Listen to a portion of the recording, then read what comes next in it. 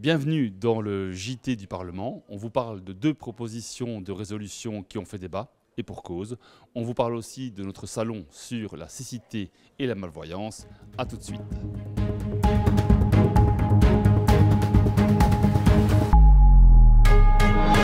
L'actualité internationale s'est invitée dans notre hémicycle avec l'examen de deux propositions de résolution centrées sur le conflit israélo-palestinien. Le moins que l'on puisse dire, c'est que les positions étaient divergentes. Explication. La situation en Israël et en Palestine demeure préoccupante. Deux propositions de résolution ont été discutées conjointement en séance plénière ce mercredi 26 mars. L'une, demandant la reconnaissance formelle par la Belgique et l'Union européenne de l'État de Palestine, était déposée par le PS, tandis que l'autre, rejetant toute forme de terrorisme et d'antisémitisme et appelant à une paix durable et à une solution à deux États, était elle déposée par la majorité MR engagée. Les débats ont été vifs, mais sans surprise, la proposition socialiste que soutenait le PTB et Écolo a été rejetée par la majorité, laquelle a soutenu sa propre proposition de résolution.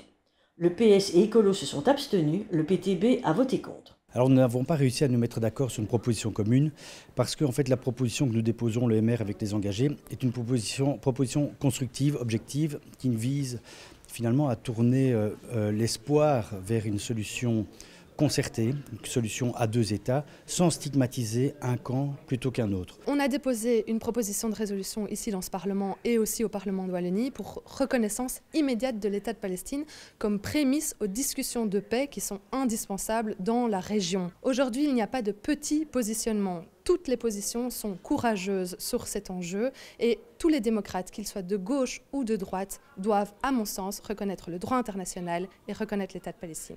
Alors on n'a pas été en mesure de proposer une proposition de résolution commune avec le PS notamment parce que nous n'avons pas exactement la même vision de comment aboutir à cette solution à deux États. On est tous d'accord sur le fait que in fine, il doit y avoir une solution à deux États qui soit la solution, mais ça doit être la réponse à une discussion diplomatique. On n'est pas d'accord quand on voit la résolution du MR et des engagés.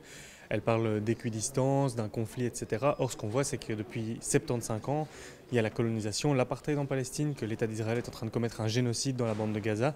Et ces mots-là, ils sont complètement absents de la bouche des engagés, du MR. Pour nous, il faut une vraie condamnation, il faut des sanctions contre l'État d'Israël et arrêter de parler d'un conflit et de l'équidistance. Je pense qu'il y a des positions extrêmement différentes qui se sont exprimées par rapport à ce conflit. On devait un conflit majeur entre le gouvernement israélien et la population palestinienne. Il y a là derrière des décennies, il y a surtout des milliers de morts. Et aujourd'hui, nous disons qu'il faut absolument agir. Et il faut agir avec une action concrète. Le Parlement a organisé ce mercredi une conférence sur la cécité et la malvoyance au travail, l'occasion de démontrer que l'un n'empêche pas l'autre. Reportage.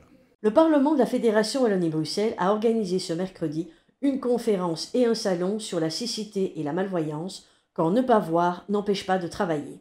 Différents orateurs se sont succédés face à une assemblée attentive sous la houlette d'Anne-Françoise Canella, administratrice générale adjointe de la VIC, Agence pour une vie de qualité.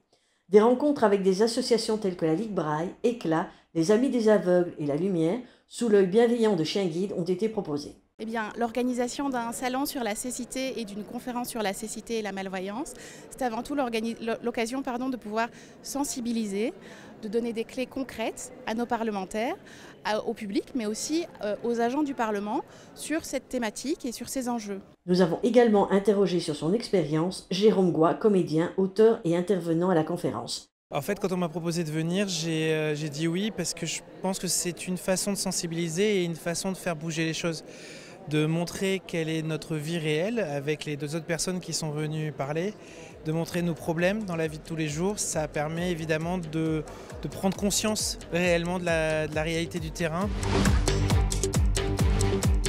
Notre prix de la démocratie et des droits de l'homme, prix Roger Deheb, a été décerné cette année à la fondation Ihsan Jarfi. L'occasion de démontrer l'importance de cette association qui lutte contre l'homophobie.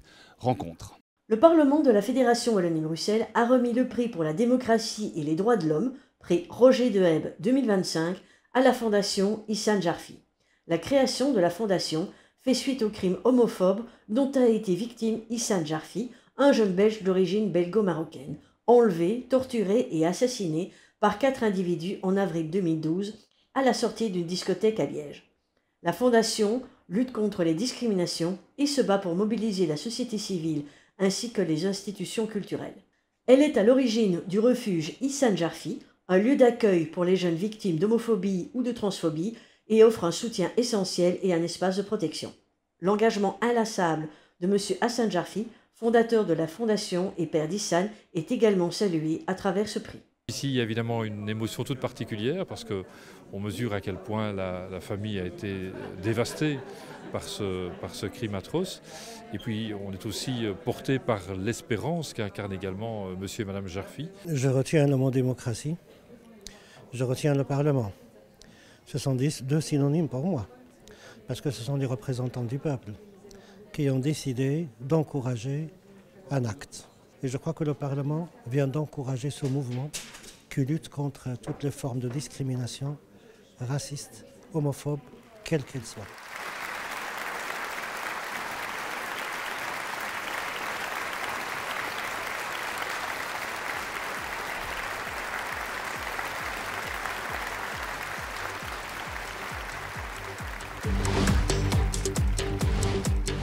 Mardi 25 mars, les députés du Parlement de la Fédération Wallonie-Bruxelles ont visité la RTBF dans le cadre d'une réunion conjointe des commissions des médias et de la culture. Au programme, une présentation des défis de la RTBF au XXIe siècle par Jean-Paul Philippot, administrateur général de la chaîne publique francophone, suivi d'un échange avec les parlementaires et d'une visite des locaux, incluant le tout nouveau Media Square encore en chantier.